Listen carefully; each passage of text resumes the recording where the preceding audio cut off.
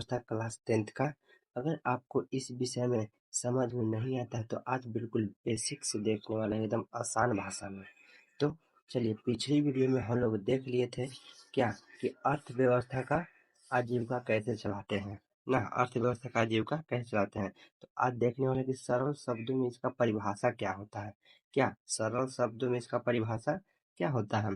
तो कह रहा है कि अर्थव्यवस्था आर्थिक क्रियाओं का एक ऐसा संगठन होता है जिसमें लोग कार्य करते हैं और आजीविका चलाते हैं, यानी कि कार्य करके, यानी क्या करके, कार्य करके अपना घर परिवार को चलाते हैं। क्या करते हैं? कार्य करके अपना घर परिवार को चलाते हैं ना। तो यह कह रहा है कि अर्थव्यवस्था समाज की सभी आर्थिक क्रियाओं का योग है ना।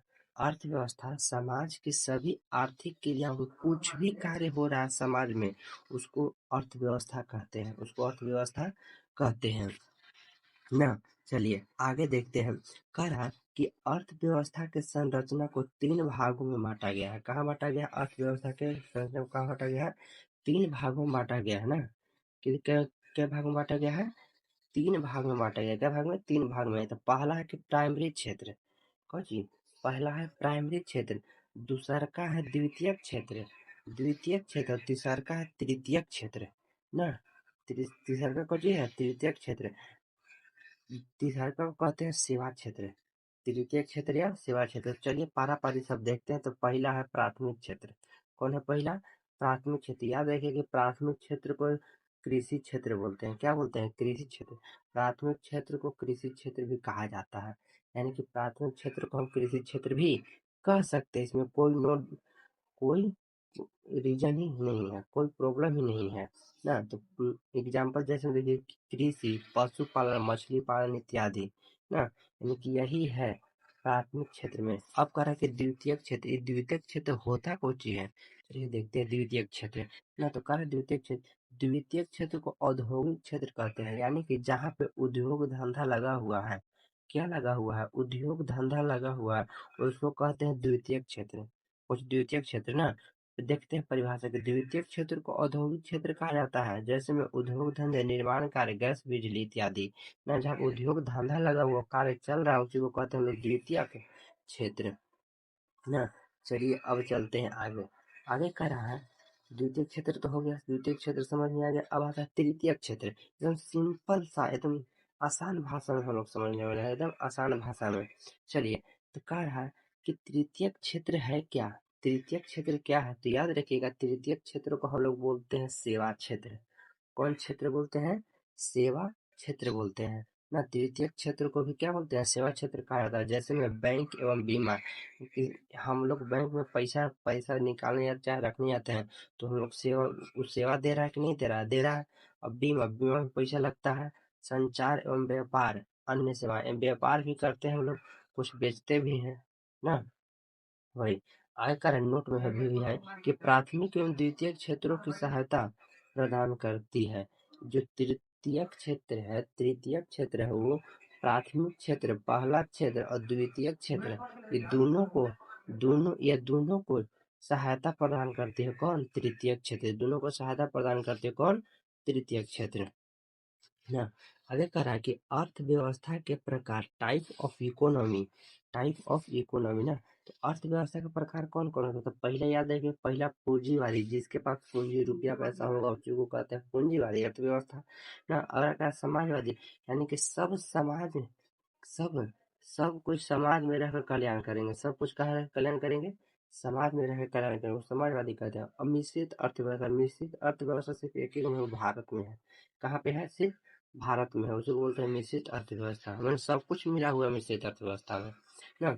चलिए, तो पहला देखते हैं कि पूंजीवादी अर्थव्यवस्था क्या है। पूंजीवादी अर्थव्यवस्था क्या है ना, देख लेते हैं पहले पूंजीवादी। तो कह रहा है कि वह अर्थव्यवस्था जहाँ उत्पादनों के साधनों का स्वामित्व, वह अर्थव्यवस्था जहाँ उत्पादनों के साधनों का स्वामित्व निजी व्यक्तियों का पास होता है। निजी व्यक्तियों के खुद के पास होता है। कहाँ होता है? खुद के पास होता है ना। खुद के पास होता है तो उसको कहते हैं पूंजीवादी अर्थव्यवस्था। वो चीज को बोलते हैं हम लोग पूंजीवादी अर्थव्यवस्था।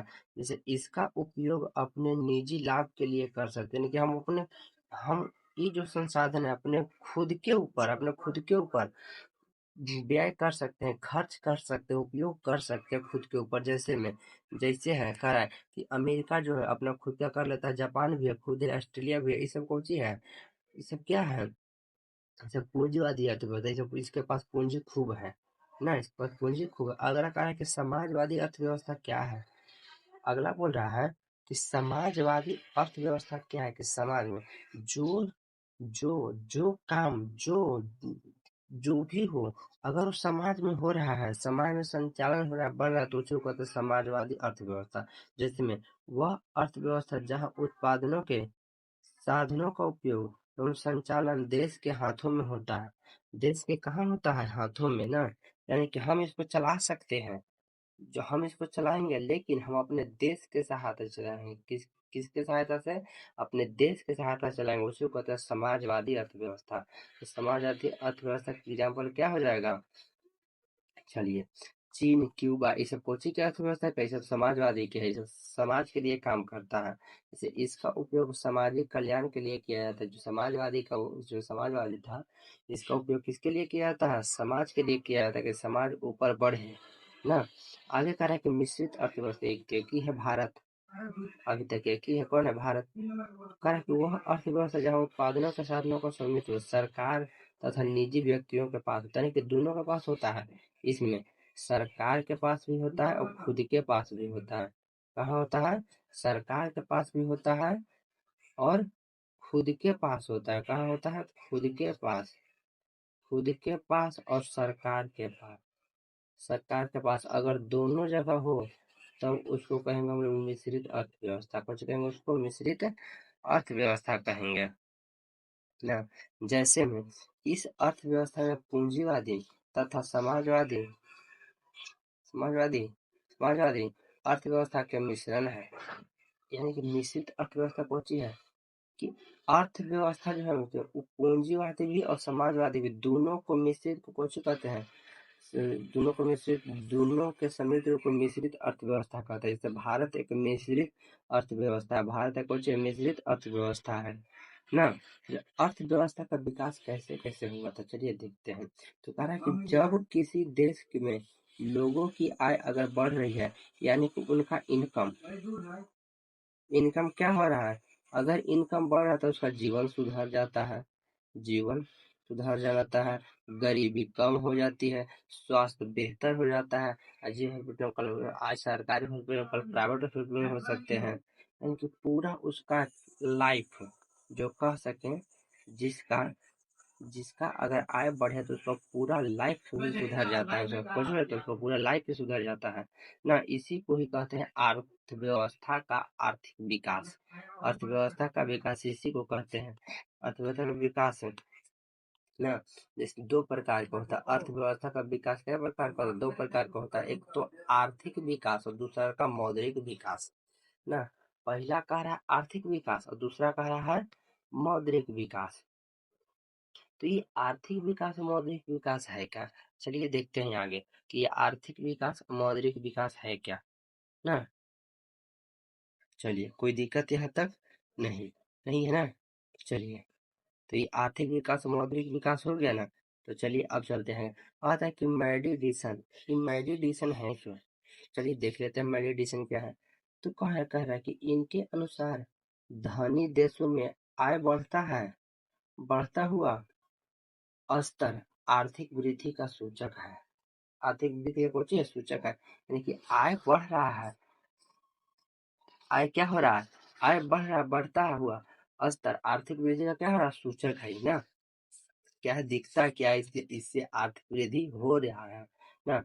आगे कह रहा है कि निर्धन देशों में आय का बढ़ता हुआ स्तर आर्थिक विकास का सूचक होता है। यानी कि आय बढ़ रहा है तो उसको भी सूचक ही होता है। और कहा कि आर्थिक विकास, आर्थिक वृद्धि और आर्थिक प्रगति में कोई अंतर नहीं है, कोई अंतर नहीं है। ये प्रो लेविस ने कहा था। यानी कि आर्थिक विकास हो चाहे आर्थिक प्रगति हो, आर्थिक विकास हो चाहे आर्थिक वृद्धि हो चाहे आर्थिक प्रगति हो, इस सब में कोई अंतर नहीं। कौन कहा था? प्रो लेविस ने कहे थे। कौन कहे थे? प्रो लेविस ने कहे थे ना। आगे कह रहा है कि सतत विकास क्या है। सतत विकास तो याद रखिएगा कि सतत विकास वह विकास है जो वर्तमान की जरूरतों को पूरी करता है बिना भविष्य के पीढ़ियों की जरूरतों को नुकसान पहुंचाए। यानी कि कहने का अर्थ इसका हुआ कि हम लोग को वर्तमान में क्या करता है, थी जरूरतों को पूरा कर देता है। हम लोग को वर्तमान जरूरतों को पूरा करता है, लेकिन भविष्य के लिए भी बचा के रखता है। किसके लिए बचा के रखता है? भविष्य के लिए बचा के रखता है। उसी को कहते हैं हम लोग सतत विकास। उसे क्या कहते हैं हम लोग? सतत विकास कहते हैं। तो चलिए धन्यवाद, आज के लिए इतना ही। वीडियो पसंद तो लाइक शेयर कमेंट जरूर करिएगा।